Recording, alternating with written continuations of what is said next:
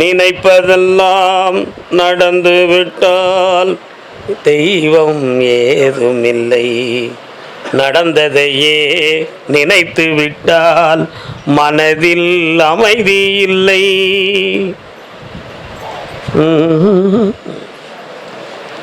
காலன்றுவா.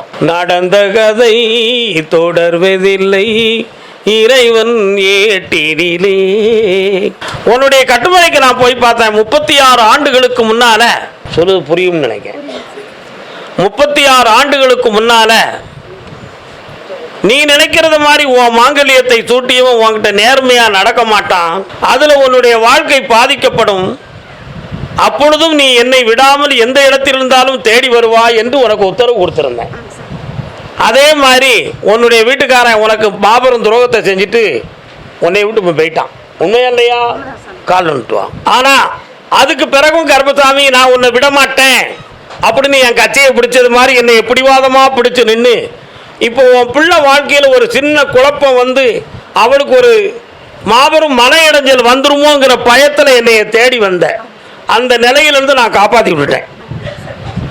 ஆனாலும் இப்போ அடுத்து கடல் கடந்து செல்லக்கூடிய ஒரு விஷயத்துக்கு யாரும் மறைமுகமாக இடைஞ்சல் பண்ணியிருப்பாங்களா அல்லது கிரகங்களால் போக முடியவில்லையா? இந்த தடைகள் என்ன? இதை நீக்கி என்னை வாழ வைக்கணும் என்பது உங்கள் 2 பேருடைய கேள்வி. கால் ஒன்று வரலாம் 2 வரும். இவள் பணி செய்து கொண்டிருக்கிற இடத்தை விட்டு போக விடக்கூடாது என்று சொல்லி சில பேர்களால் இடைஞ்சல் நடந்திருக்கு என்பது உண்மை. அதுல ஒரு ஆண்மகனே காரணத்துக்குரியவன் ஆவான். அந்த இடைஞ்சல்களிலிருந்து விடுதலை ஆக்கி உன்னை ஏரோப்ளேன்ல ஏற்றி விடுறதுக்கு வேண்டிய ஏற்பாடு பண்ணா போதுங்களா? தை பிறந்தா வழி பிறக்கும் தங்கமே தங்கம். அப்ப எப்போ அது? தை மாதம் நீ பிளைட்ல சென்று 3 ஆண்டு காலங்கள் பணி செய்து பல லட்சங்களை பெற்று வெற்றியை அடைவாய்.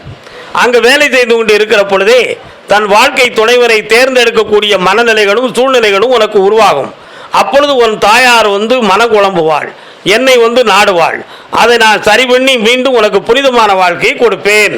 கால் ஒன்று வரலாம். கர்ப்பசாமிக்கு ஏனென்றால் பருவம் பொல்லாதது. எதையும் நிதானிக்க கூடிய பருவமும் இளமை பருவம், எதையும் நிதானிக்க முடியாத பருவமும் இளமை பருவம்.